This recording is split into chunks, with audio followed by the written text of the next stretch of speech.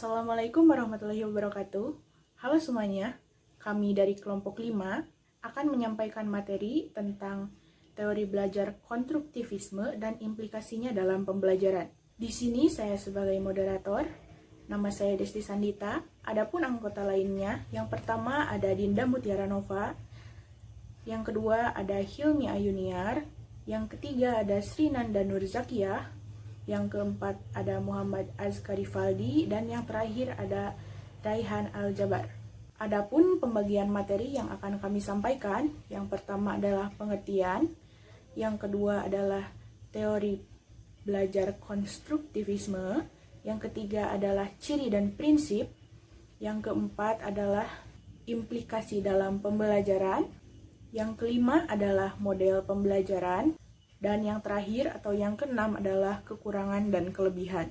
Kita langsung saja kepada pemateri pertama, dan materi pertama yaitu tentang pengertian yang akan disampaikan oleh Saudari Dinda.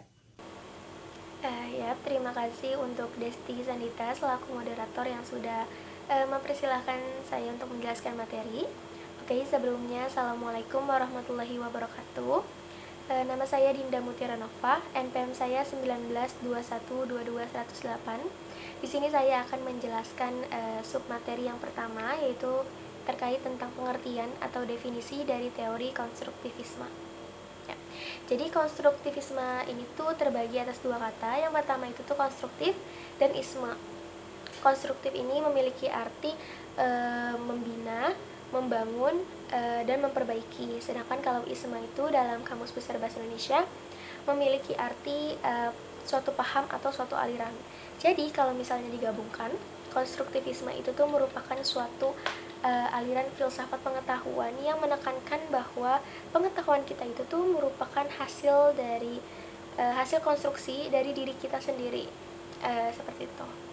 Dan untuk teori konstruktivisme itu tuh didefinisikan sebagai pembelajaran yang bersifat generatif, yaitu tindakan menciptakan suatu makna dari apa yang dipelajari atau dari apa yang sudah dipelajari.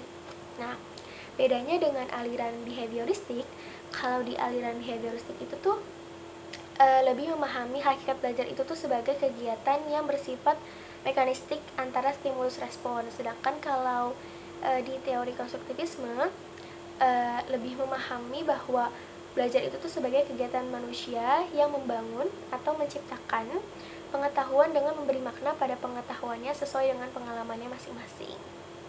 Oke, nah kalian bisa lihat sendiri di PowerPoint ada 3 kotak.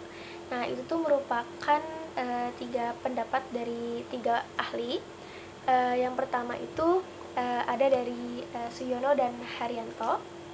Jadi menurut mereka konstruktivisme itu adalah sebuah filosofi pembelajaran yang dilandasi premis bahwa dengan merefleksi pengalaman kita dapat membangun atau mengkonstruksi pengetahuan kita tentang dunia di mana kita hidup atau di mana kita tinggal gitu, di mana tempat kita tinggal, seperti itu. Sedangkan menurut Cahyo, konstruktivisme itu tuh merupakan salah satu filsafat pengetahuan yang menekankan bahwa pengetahuan adalah buatan kita sendiri, ya, sebagai hasil konstruksi kognitif melalui kegiatan individu dengan membuat struktur, konsep, kategori, dan skema yang diperlukan untuk membangun pengetahuan tersebut. Dan yang terakhir, yang ketiga itu ada dari Trianto. Beliau berpendapat bahwa teori pembelajaran konstruktivisme itu merupakan teori pembelajaran kognitif baru dalam dunia psikologi pendidikan yang menyatakan bahwa siswa itu harus menemukan sendiri atau mandiri dan mentransformasikan informasi secara kompleks, mengecek informasi baru dengan aturan-aturan yang lama, lalu merevisinya apabila aturan-aturan itu tuh tidak sesuai lagi.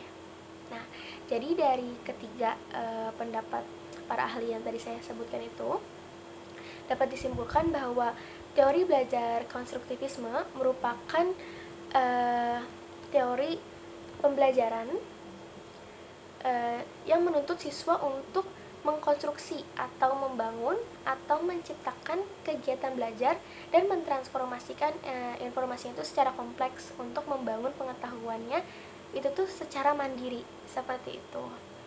Jadi ya itu dia beberapa pendapat atau beberapa definisi atau pengertian dari teori konstruktivisme. Oke, saya kembalikan lagi kepada moderator. Sekian dan terima kasih. Terima kasih atas penjelasan dari Saudari Dinda. Sekarang kita akan berpindah kepada materi yang kedua, yaitu teori belajar konstruktivisme yang akan disampaikan oleh Saudari Hilmi.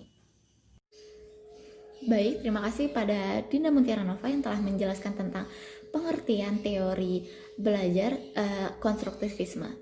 Dan terima kasih juga kepada moderator yang telah mempersilahkan waktu dan tempat untuk saya melakukan presentasi. Baik, Assalamualaikum warahmatullahi wabarakatuh. Nama saya Hilmi Yuniarstiwati dan saya akan melanjutkan presentasi mengenai teori konstruktivisme.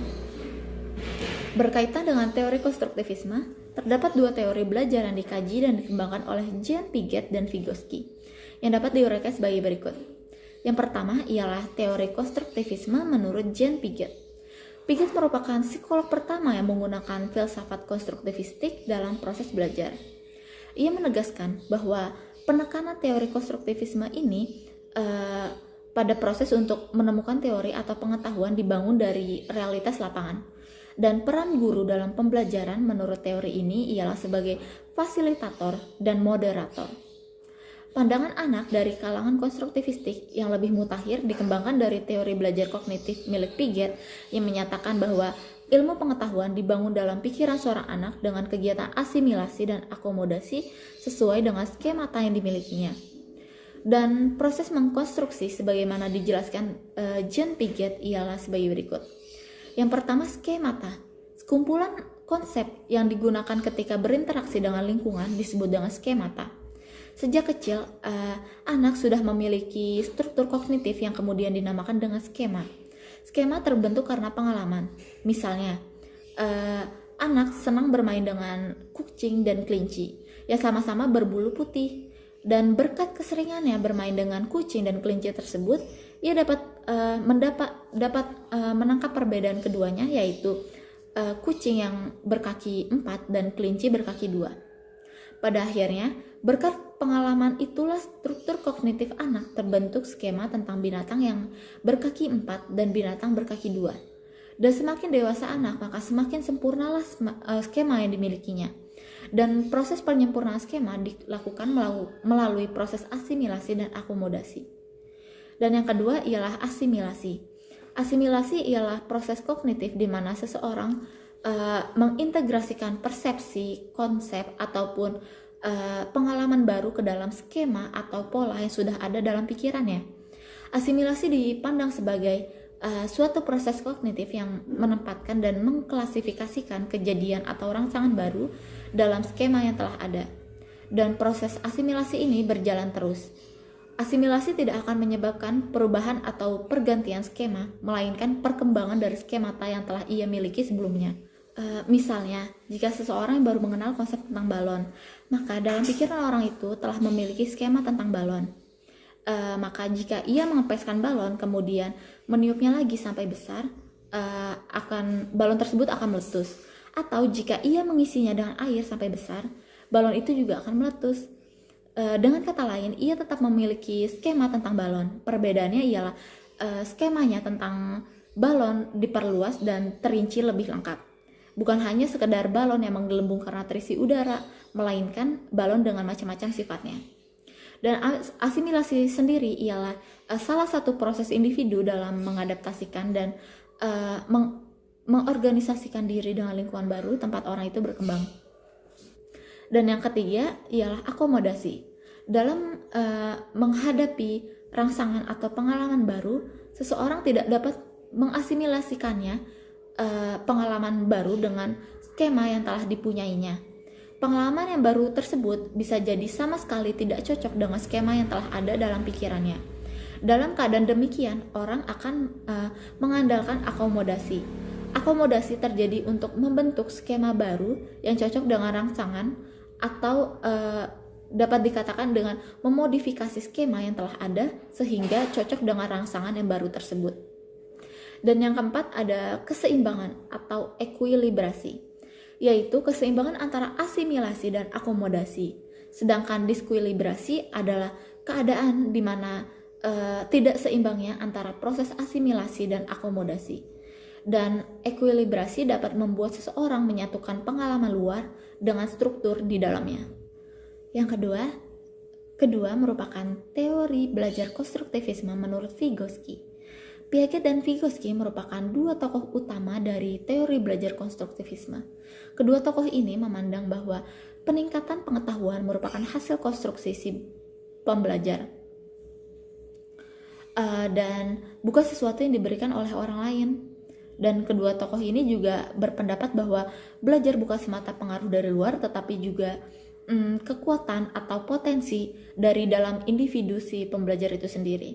Dan perbedaan dari pandangan kedua tokoh tersebut diantaranya, yang pertama, Piaget memandang tahapan kognitif anak berdasarkan dengan umur, sementara Vygotsky menyatakan bahwa dalam setiap tahapan itu terdapat perbedaan dari kemampuan si anak. Dan kedua, Piaget lebih menekankan pada perkembangan kognitif anak sebagai individu yang mandiri, sementara Vygotsky mementingkan perkembangan kognitif anak sebagai makhluk sosial dan merupakan bagian integral dari dalam masyarakat. Dan yang ketiga, Piaget menamai potensi diri anak sebagai skemata, sementara Vygotsky menyebutnya sebagai zone of proximal development. Zone of Proximal Development atau ZPD. Menurut konsep ini, perkembangan psikologi tergantung pada kekuatan sosial luar sekaligus pada kekuatan batin atau inner resources. Asumsi konsep dasar ini ialah bahwa perkembangan psikologis dan pembelajaran tertanam secara sosial. Dan untuk memahaminya, kita harus menganalisis masyarakat sekitar dan hubungan-hubungan sosialnya. Dan Vygotsky juga menyatakan bahwa anak mampu meniru tindakan yang melampaui kapasitasnya, namun hanya dalam batas-batas tertentu. Ketika sedang meniru, anak sanggup melakukan secara lebih baik bila dibimbing oleh orang dewasa daripada dilakukannya secara sendiri. Dan Vygotsky juga mendefinisikan ZPD sebagai jarak antara tingkat perkembangan aktual anak sebagaimana ditentukan oleh kemampuannya dalam memecahkan masalah secara mandiri dan tingkat perkembangan potensial sebagaimana ditentukan dalam pemecahan masalah di bawah bimbingan orang dewasa atau kerjasama dengan orang sebayanya yang mampu. Oleh karena itu, ZPD merupakan perangkat analitik yang diperlukan untuk merencanakan pembelajaran, dan pembelajaran juga harus menciptakan ZPD yang merangsang serangkaian proses perkembangan batinia. Mungkin itu saja yang bisa saya sampaikan. Assalamualaikum warahmatullahi wabarakatuh. Saya kembalikan kepada moderator. Terima kasih atas penjelasan dari Saudari Hilmi. Sekarang kita berpindah ke materi ketiga, yaitu ciri dan prinsip, yang akan disampaikan oleh saya sendiri, Desti Sandita. Baiklah, ciri dan prinsip dari teori konstruktivisme. Yang pertama akan saya bahas adalah ciri dari teori konstruktif. Ciri yang pertama adalah mendorong terjadinya kemandirian dan inisiatif belajar. Kemandirian dan inisiatif belajar dari siapa? Tentu saja dari peserta didik ataupun dari murid. Mereka harus memiliki keinginan atau inisiatif serta bersifat mandiri untuk mempelajari ataupun untuk belajar tentang materi tersebut. Selanjutnya adalah menekankan pada proses belajar, bukan pada hasil. Jadi untuk teori konstruktivisme lebih dipentingkan kepada proses pembelajaran daripada hasil belajar tersebut. Yang ketiga adalah mendorong siswa untuk mampu melakukan penyelidikan. Penyelidikan ini bisa dikatakan juga sebagai eksperimen atau pembuktian. Karena siswa memiliki rasa ingin tahu, jadi mereka akan melakukan penyelidikan terhadap apa yang telah mereka pelajari ataupun pembuktian terhadap materi tersebut. Poin selanjutnya yaitu mendorong berkembangnya rasa ingin tahu.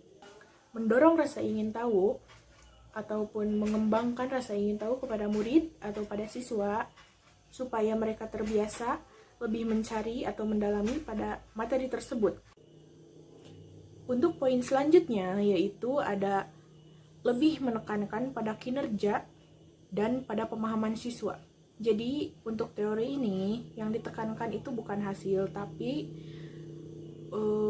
bagaimana mereka berusaha dalam memahami materi. Untuk poin selanjutnya yaitu banyak menggunakan terminologi kognitif. Terminologi kognitif sendiri sama dengan poin yang sebelumnya, yaitu mementingkan proses daripada hasilnya sendiri. Lalu untuk ciri yang terakhir yaitu mendukung terjadinya belajar yang kooperatif. Apa itu belajar kooperatif? Sederhananya, belajar kooperatif itu adalah belajar yang mendukung untuk dilakukannya pembelajaran kelompok. Jadi mereka ataupun murid ataupun siswa melakukan ataupun mendalami materi secara berkelompok. Jadi mereka akan bekerja sama untuk memahami materi tersebut. Sekarang kita beralih kepada prinsip dari teori konstruktivisme. Yang pertama, pengetahuan dibangun oleh siswa. Maksud dari pengetahuan dibangun oleh siswa yaitu siswa yang akan mencari ataupun mendalami tentang materi atau pengetahuan tersebut secara mandiri. Yang kedua yaitu pengetahuan tidak dapat dipindahkan. Tentu saja pengetahuan tidak dapat dipindahkan, tapi pengetahuan bisa dibagikan. Misalnya ketika kita tidak mengerti tentang sesuatu, lalu kita bertanya kepada guru ataupun kepada teman yang lebih tahu tentang materi atau hal tersebut, mereka akan menerangkannya kepada kita dan kita pun menjadi mengerti. Jadi itu bukan dipindahkan, namun pengetahuan itu dibagikan berdasarkan keinginan dari siswa. Untuk selanjutnya yaitu murid yang aktif dapat mengkonstruksi perubahan konsep ilmiah. Selanjutnya, guru sekedar membantu memberikan saran. Jadi di sini guru hanya memfasilitasi saran kepada murid ataupun peserta didiknya. Lalu poin selanjutnya adalah mencari dan menilai pendapat siswa. Ketika siswa dihadapkan kepada sebuah statement ataupun kepada sebuah materi, biasanya guru akan bertanya, bagaimana pendapat kamu tentang ini? Nah, guru bisa menilai ataupun menemukan pendapat dari siswa ataupun murid dari aktivitas tersebut. Yang terakhir adalah menyesuaikan kurikulum untuk menanggapi anggapan siswa. Untuk poin ini, guru ataupun tenaga pengajar akan menyesuaikan kurikulum yang ada kepada tanggapan para siswa atau kepada anggapan para siswa.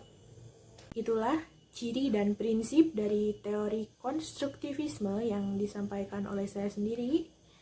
Untuk materi selanjutnya akan disampaikan oleh saudara Azka tentang implikasi teori konstruktivisme dalam pembelajaran. Ya, terima kasih kepada moderator yang telah memberikan kepada saya. Sekarang saya ingin menjelaskan tentang implikasi teori konstruktivisme dalam pembelajaran. Oke, menurut Supriyono, pembelajaran konstruktivisme merupakan belajar artikulasi, yaitu proses mengartikulasikan ide, pikiran, dan solusi. Implikasi konstruktivisme dalam pembelajaran terbagi menjadi beberapa fase, yaitu yang pertama ada orientasi. Orientasi adalah fase untuk memberikan kesempatan kepada peserta didik memerhatikan dan mengembangkan motivasi terhadap topik materi pembelajaran. Yang kedua ada elisitasi. Elisitasi merupakan fase untuk membantu peserta didik menggali ide-ide yang dimilikinya dan mendiskusikan atau menggambarkannya. Yang ketiga ada restruksi ide. Restruksi ide merupakan fase untuk melakukan klasifikasi ide dengan cara mengkontraskan ide-idenya dengan ide orang lain. Yang keempat ada aplikasi ide. Aplikasi ide merupakan fase untuk mengaplikasikan ide atau pengetahuan pada berbagai macam situasi yang dihadapi. Yang terakhir ada review.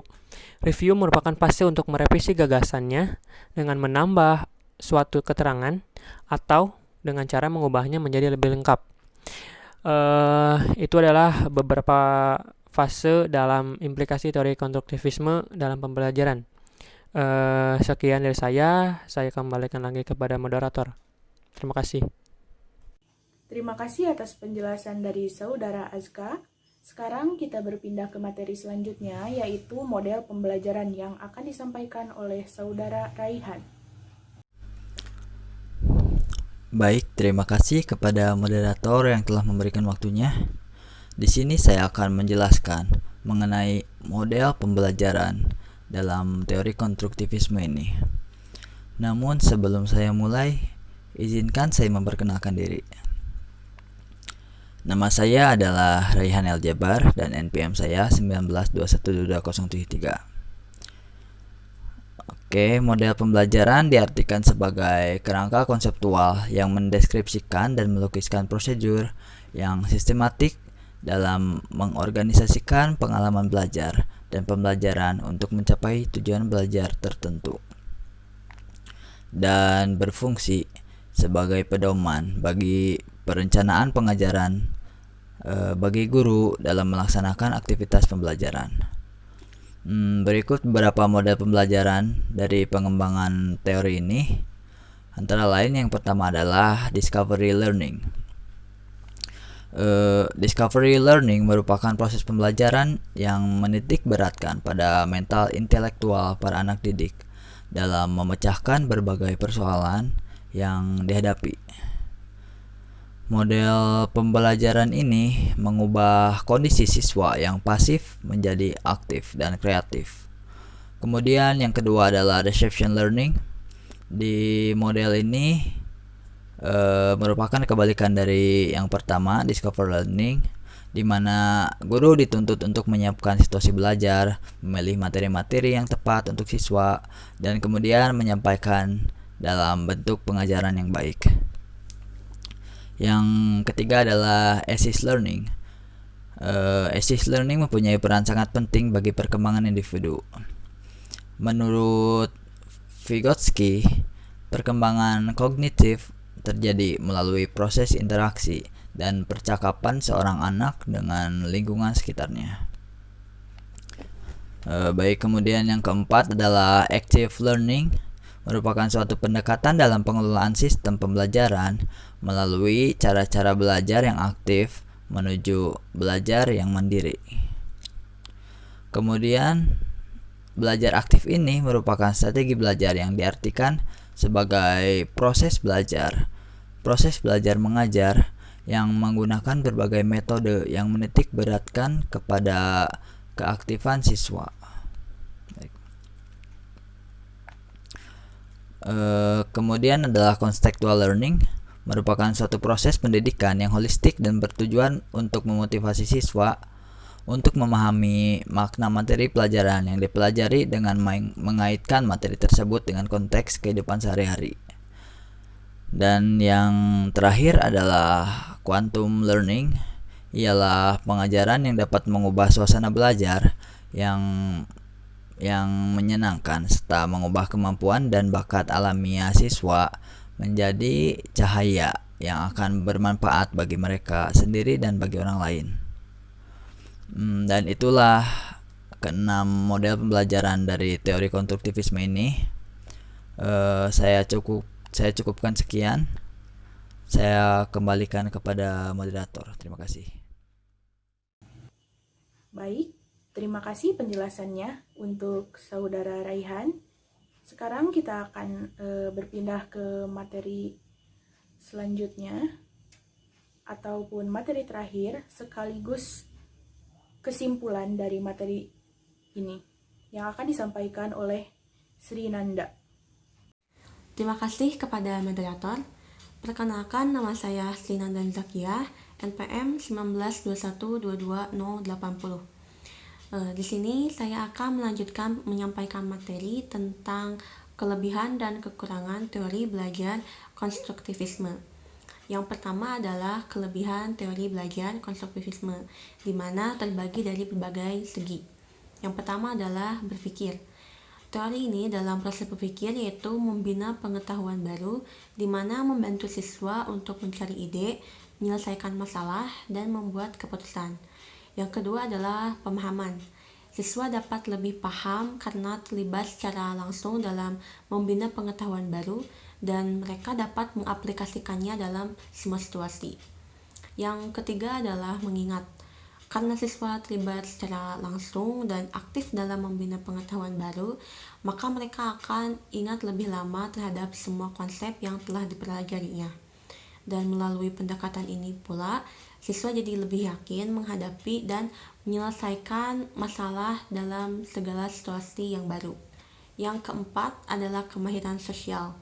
Kemahiran sosial yang diperoleh itu karena seringnya berinteraksi siswa dengan guru dan rekan-rekannya dalam membina pengetahuan baru. Selanjutnya adalah motivasi.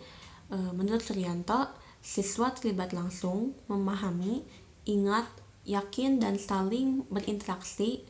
Mereka akan merasa termotivasi dalam belajar dan memperoleh pengetahuan baru. Karena motivasi itulah dapat memunculkan kesadaran bahwa belajar adalah tanggung jawab siswa sendiri.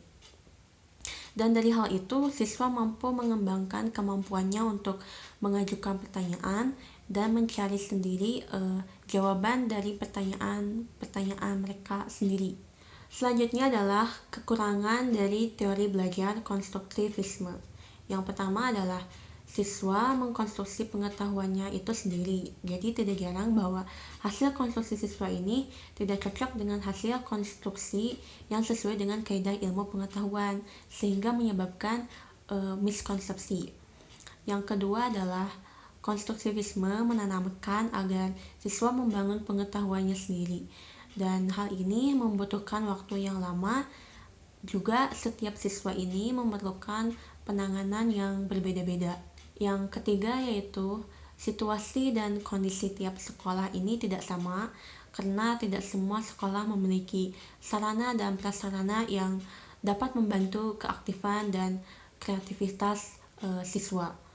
Yang selanjutnya yaitu peran guru menjadi lebih pasif dikarenakan guru hanya menjadi motivator dan mediasi jalannya proses belajar atau fasilitator, dan dapat menimbulkan persepsi yang berbeda antara siswa satu dengan yang lainnya.